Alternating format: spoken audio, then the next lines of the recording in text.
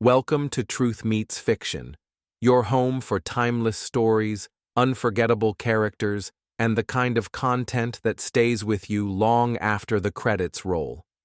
Whether it's fact, fiction, or somewhere in between, you'll find it here. Let's begin.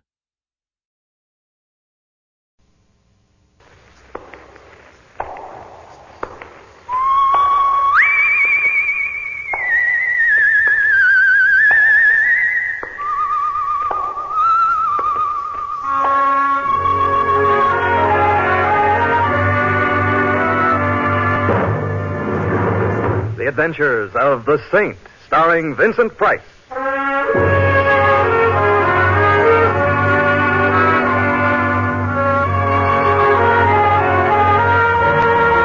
The Saint, based on characters created by Leslie Charteris and known to millions from books, magazines, and motion pictures.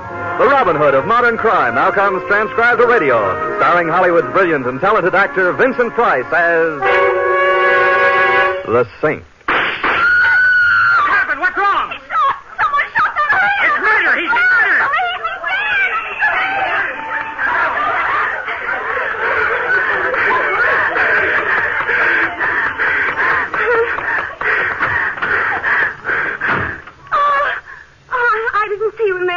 Was empty. It's perfectly all right, Miss Ames. Oh, please don't go. I must. The police are now at the scene of the crime. They'll take care of things. I can see you're in a hurry. Yes, I am. All right, driver, step on it. Yes, sir.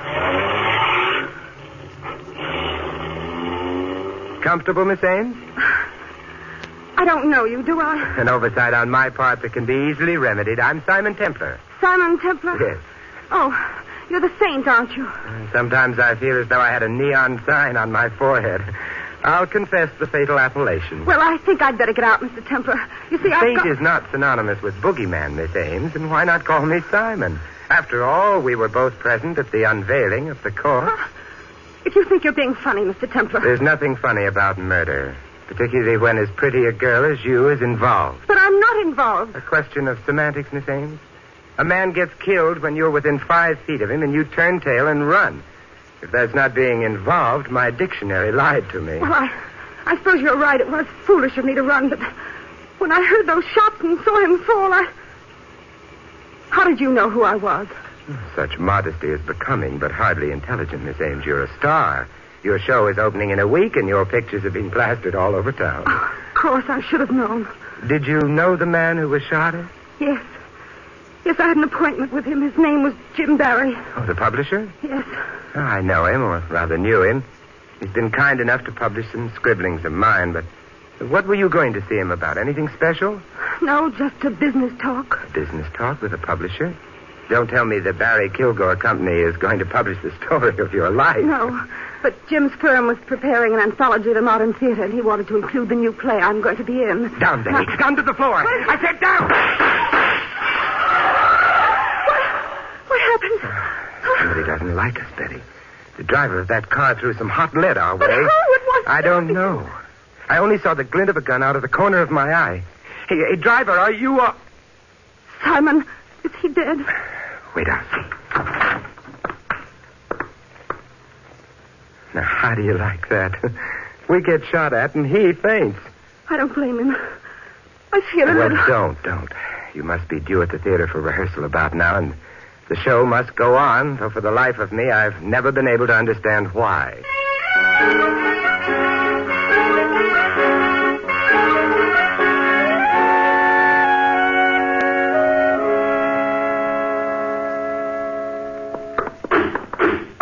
Hey, Joe, bring that sofa more downstage. Okay, Larry. Here's my dressing room, son. Oh. You go in and wait for me.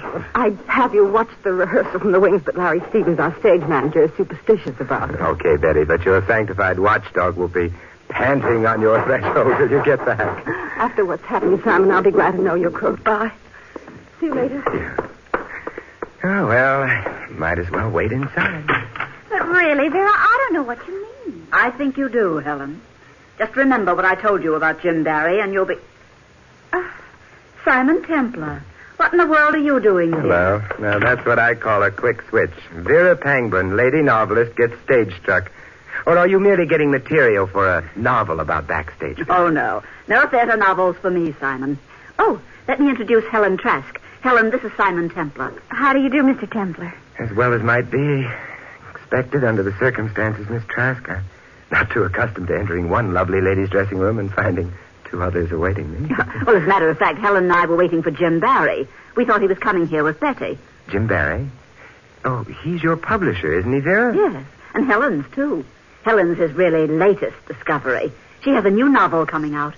Well, I'm afraid you're going to be disappointed, ladies. Barry's been unexpectedly detained. Oh, and I was so anxious to see you. Oh, why not let me substitute? I'm very good at parlor tricks and small talk. And Your name's Templar. Yes, it has been for a number of years. I can remember way back when my What's the parents... big idea of keeping Miss Ames away from rehearsal? Oh, did I? Who are you? Oh, Stevens, the stage manager. That's right, and I'm also the guy who doesn't like stage door John. Now, there's something about the way you said that hurts me deeply. Gee, what's that thing in the cuff of your trousers, Stevens? In the cuff of my trousers? Yeah, right here. Now, look here, Templar. I don't know what this is all about, Maybe you don't, but you should know a revolver cartridge when you see one. but... Revolver cartridge? Is that what this is? It is. Where's Betty Ames? Why, in rehearsal, I had them start. And I presume there's a shooting scene in this play? Why, yes, toward the end of the first act, but Well, you'll like me even less after this, but I'm stopping that rehearsal. You can't do that, Templar. If I don't, you'll have a dead star on your hand. Betty Ames, are you crazy? I hope so. I hear them. Where's the closest stage entrance? Over there, to your left. I hope you know what you're doing. I'm afraid I do. They're at the shooting scene now. Stop it. Don't you... What is it, Simon? What's the matter? Apparently nothing, but I'm a little amazed at finding you all right. But why shouldn't I be, Simon? Now, there you have me. Quiet, everybody. Templar, I've had enough of this nonsense. You've held up the rehearsal by keeping Betty away, and now you've broken up the end of the first act. Either you get out of this theater, or I'll have you thrown out. You know, Stevens, I must be super sensitive. Why else would I get the idea that you don't like me? No, don't answer. There's something I want to do first. Where's the gun your leading man fired just now, Betty? Well, it's over there on the floor, just a prop gun with blank cartridges. Blank cartridges? So that's it. I've always wondered how people shot in plays had so many lives. You mind if I take a look? What's all the commotion about? Oh, hello, Mr. Kilgore. We've been having a little trouble with a fellow named Templar, but everything's under control Well, now. it better be. I've got quite an investment in the show, and the way it looks now, it'll flop before they get to the second Now, there's act. nothing for you to get excited about, Mr. Kilgore. I assure you Of that course, that's all in the way one looks at it, Stevens. And I suggest that you look at this gun. I see it, Templar. So what? So this. Break it open. Simon, those aren't blank cartridges. They're real. Real? But that's impossible. Perhaps you'd better take a second look. Why would anyone in this theater substitute real bullets for the blanks? Now, that is a puzzling question, Stevens. Of course, it couldn't possibly be that someone was interested in killing Betty Ames. Now, could it?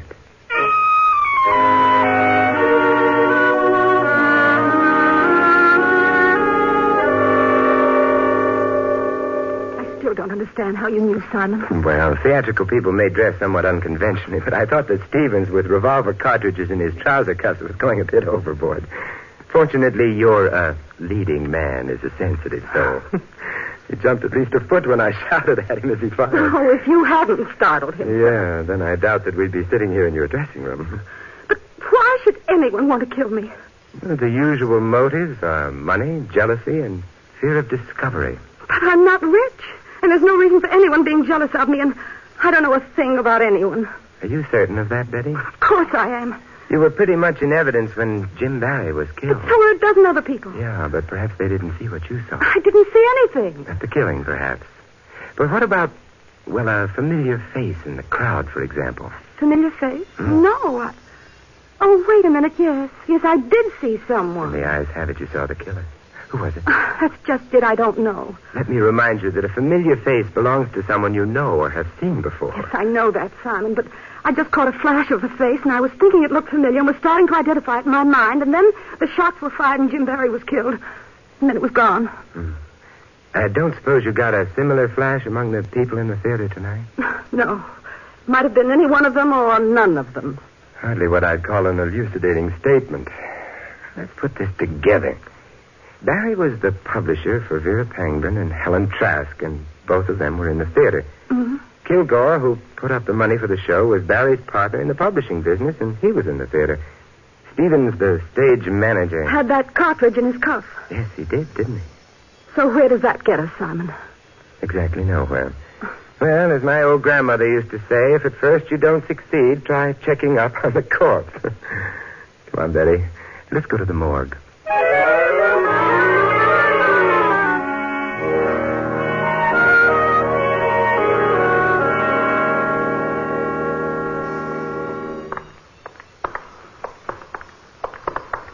This place gives me the creeps, Simon. Strangely enough, the morgue never was noted for being the most cheerful place in the world. Do you think your scheme will work? How optimistic can one man be? But it's worth a try. Looking for someone, Mr. Templar. Hello there, Duncan. How are things? Things? Oh, they're pretty dead around here. Pretty dead. Same jolly old soul, aren't you? Oh, I get my kicks, Mr. Templar. How peachy for you. Feel jolly enough to do me a favor? Favor? Yeah. Did you get an advanced case of rigor mortis in here sometime this evening? Fellow by the name of Barry? Barry? Yeah. Sure did. Gun killing. Neat job, too. You want to see him? Oh, no. I bow to the lady, Duncan. But you know, I have a theory that every murdered man dies with exactly $11.63 in his pocket. You have? Mm-hmm. But how could that be, Mr. Templar? Let's look at his personal effects and see. Hey, Duncan? Personal effect? Yeah. Well, now, I ain't so sure I ought to. No, sir, can't. You know the rules. Oh, of course. I'm sorry I mentioned it. Yep. But Miss Ames was anxious to see if those opening night tickets to her new show, the ones in your name, that is, could possibly have been lost around here somewhere. Oh. $11.63, you say? Mm-hmm. Well, that's an interesting theory, Mr. Templar. And we can't block the progress of science, can we? No, indeed.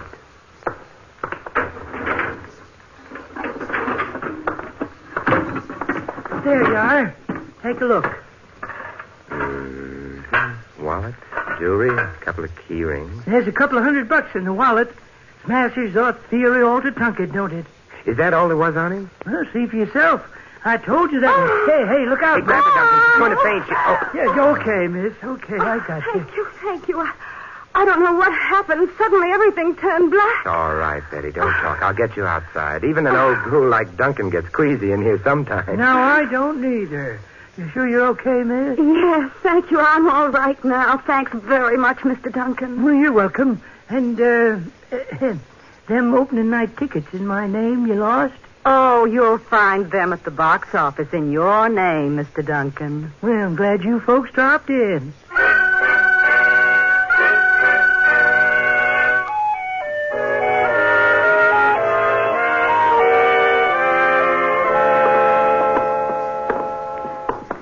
The first part of your scheme seemed to work all right, Simon. Well, I did get hold of Barry's keys, and thanks to the fainting act you staged, and very realistic it was, too. But there was little else of interest there. Then what goes on now? I might suggest that we halt right here in front of the office of Barry Kilgore and Company, publishers. Pick out a key that looks as though it fits the lock. And walk right in. There, you see what skill, perseverance, and some petty larceny can accomplish? Now, where's Jim Barry's office? Do you know? Oh, yes. Right over there. Uh-huh. Kilgore's the one next to it. There's the light switch on the wall. You'll never make an understudy to a sneak thief by talking about lights, Betty. My flashlight's enough. But I still don't understand what you expect to find up here, Simon. Neither do I, but I'm looking for motives. And what better place to find motives than in the dead man's private files? Mm-hmm. Let's start with his stuff on the desk. Those are only galley proofs of a book, Simon. So it would appear. What a fascinating title. My Heart's One Romance by Helen Trask. Oh, no. Talk about corn. No motive for murder there. I wonder. What do you mean? This inter-office memo clipped to it. Listen to this. For Pete's sake, Jim, stop publishing this kind of tripe before it ruins us. It's initialed K. K for Kilgore. What do you make of that, Simon? I think Kilgore didn't like the book. But if it's as bad as all that, why was Jim Barry publishing it? Maybe you better take another look at Helen Trask. Oh, you mean you think that Helen and Jim Barry I were... prefer to keep an open and clean mind about these things, Betty. But we do know Kilgore didn't like it. And Kilgore stands to get plenty now that Barry's dead. He becomes sole owner of the business. Simon, someone's coming to the outer office. That's very inconsiderate of him. But what if it's the police or Jim Barry's murderer? Those suggestions are very inconsiderate of you. What's he doing now, Simon? Not he. There are two people in the office.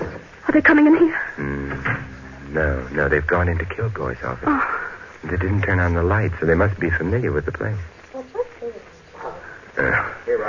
Remind me to complain to the owners of this building. They've made these walls so soundproof I can't even recognize the voices, let alone hear... Yeah, we could hear those all right, couldn't we? I'll be right back. No, Simon, please.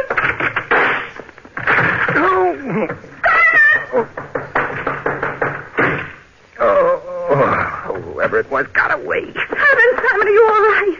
I'll get a doctor. Better make it a carpenter instead, Betty. Carpenter? Yeah, the shots missed, but I certainly smashed up that desk I ran into. Let's find the lights and see how much damage was done. That does it now. Simon! The damage was quite extensive to Mr. Kilgore. Our chief suspect has been crossed off the list by a bullet between his eyes.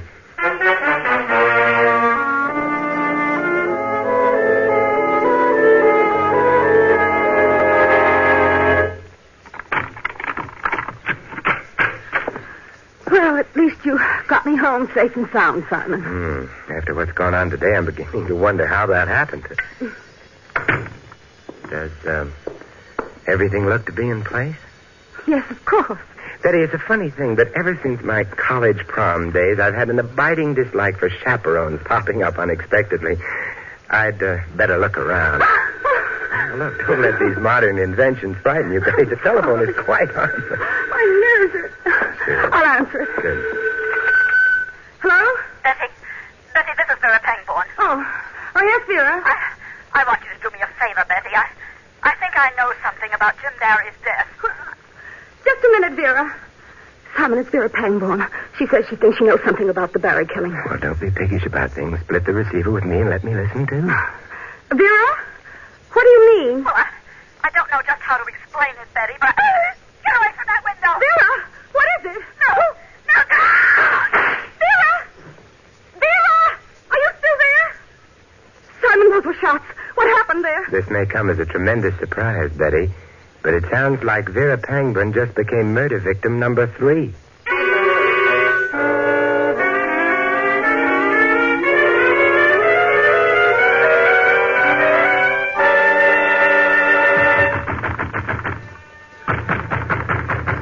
Vera doesn't answer, Simon. Well, if I must use brawn instead of brains...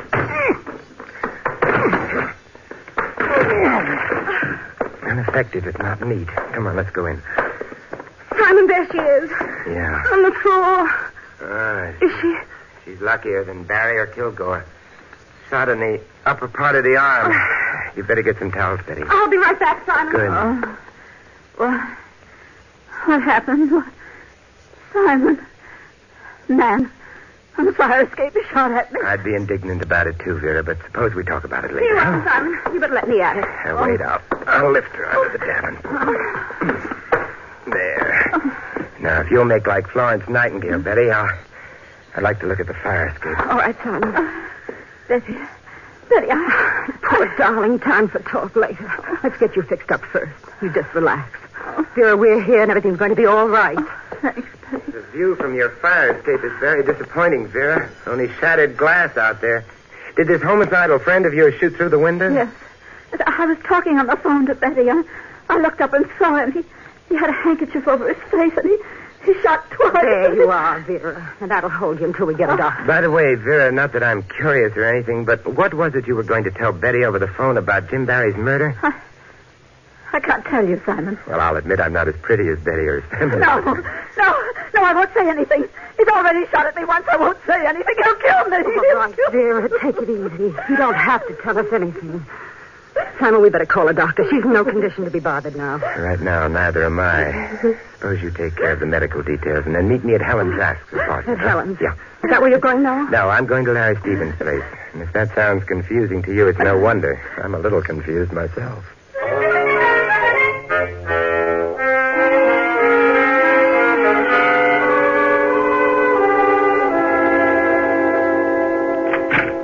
Yes? Hello, Stevens. You mind if I step inside? Templar, what in blazes are you doing here? I guess you do mind. Oh, well. I have an invitation for you, Stevens, to come calling on Helen Trask with me. Helen Trask? Mm-hmm. Why should I go to her place? Oh, I thought it would be sweet if we all chewed over a few explanations together. You'll get no explanations from me. Now get out, Templar. Okay, Stevens. But if you don't mind, I would like to leave you something first. Yes, what's that? This! You know something, Stevens? I think you're coming with me whether you want to or not.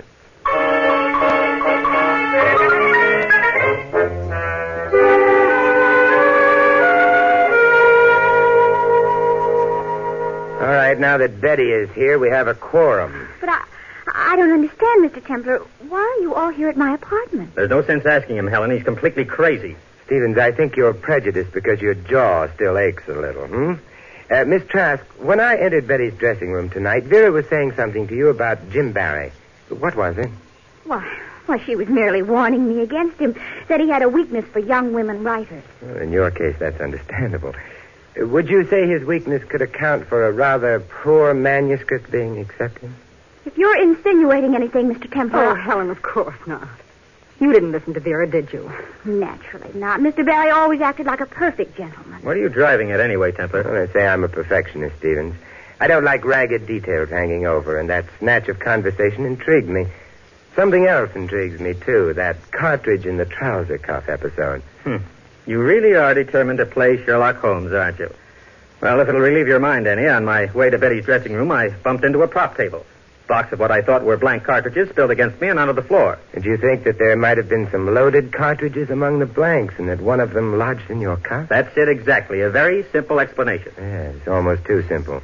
Did you try to check this theory of yours? Well, I tried to, but when I got back to the table, the box was gone. Which, of course, makes it even simpler. Do you mind if I use your phone, Helen? Phone? Oh, I know. No, not at all. Thanks. You calling the police, Simon? No, Vera Pangman. Vera Pangman? That's right. Hello?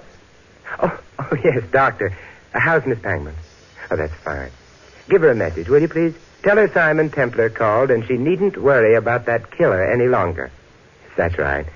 Betty Ames has remembered who it was she saw at the scene of the murder, and that's all the evidence we need.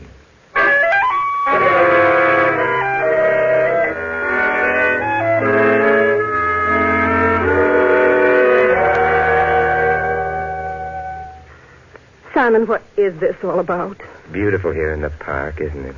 You know very well that I haven't remembered the face I saw when Jim was killed. A brilliant moon, soft starlight, a perfect night for romance, and she talks about killing. Oh, please, Simon, please. What are we doing out here anyway? To take a cue from you, just killing time. And I think we've killed enough. Let's get going. Simon, for the last time, will you give me a direct answer? Where are we going? Oh, didn't I tell you, Betty? Why, I'm merely taking you home.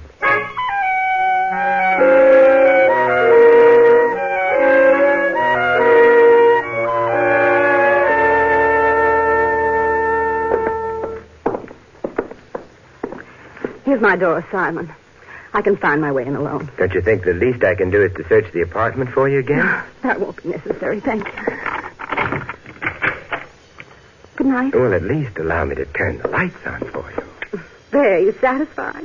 Now you can see for yourself that there's...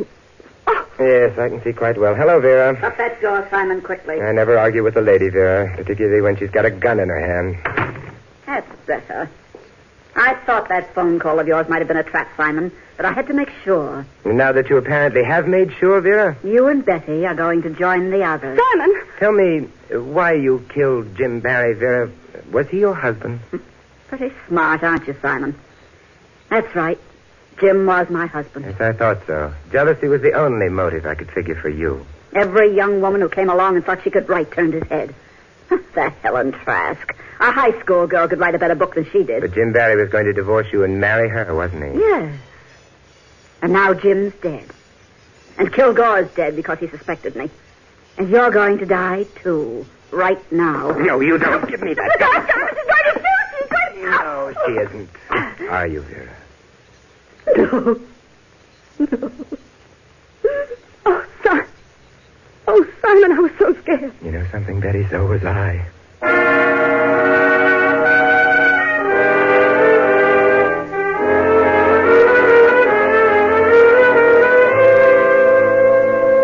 I still don't understand, Simon. That business of Vera's being shot. Now, how did you know that she'd faked that? You know, Betty, that's one thing I always dislike about solving a murder. I have to explain things. But if you won't let well enough alone... No, Simon, I won't. All right. It was the glass on the fire escape. Now shall we get back to that moon? Simon, what about the glass? Oh, it came from the shattered window. And there was no glass within the room. Therefore, the shot was fired from within, scattering the glass outward. And who was inside the apartment at the time? Vera. We have achieved a meeting of the mind. Now, if we can carry that a bit further while discussing those lovely shimmering stars. But I heard 2 shots fired over the phone.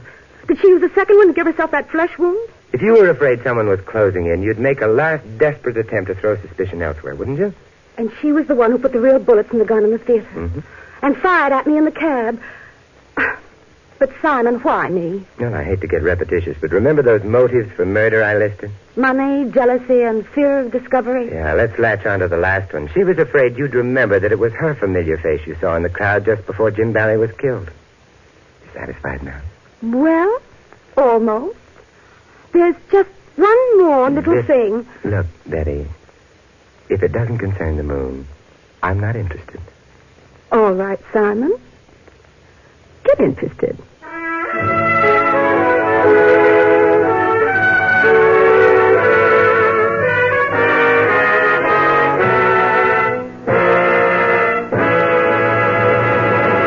You have been listening to another transcribed adventure of the Saint, the Robin Hood of modern crime. Now here's our star, Vincent Price. Ladies and gentlemen, as good citizens, we have the entire sphere of American life in which to use our heritage.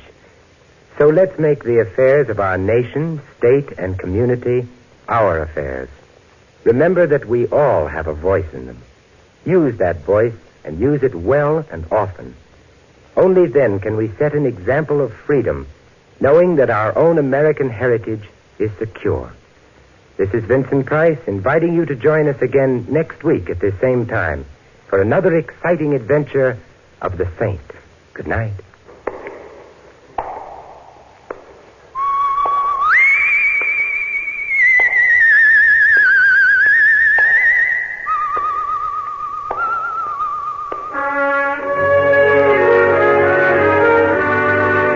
Script of The Saint was written by Sidney Marshall. Our cast included Francis Cheney, Barbara Eiler, Eleanor Audley, Frank Gerstle, Stanley Farrar, and Arthur Q. Bryan. Music was composed and conducted by Von Dexter. The Saint, based on characters created by Leslie Charteris, is a James L. Safier production and is directed by Helen Mack. Vincent Price is soon to be seen co-starring in RKO's production of His Kind of Woman. All you Saint fans will be glad to know that the Saint comic books are on sale at all newsstands. Your announcer is Don Stanley. Programs, get your programs here. Following now on NBC are 2 stellar programs you'll want to stay tuned for. Listen next for another exciting adventure mystery on the adventures of Sam Spade. Then hear the NBC Symphony's summer concert with guest artists Helen Traubel and Vladimir Goshman. And congratulations to station WWJ Detroit on this. Every story leaves a trace, some in history, others in the shadows. If this one made you think, question, or shiver just a little, you're in the right place. This is Truth Meets Fiction. Until next time, stay curious, stay sharp, and don't believe everything you're told.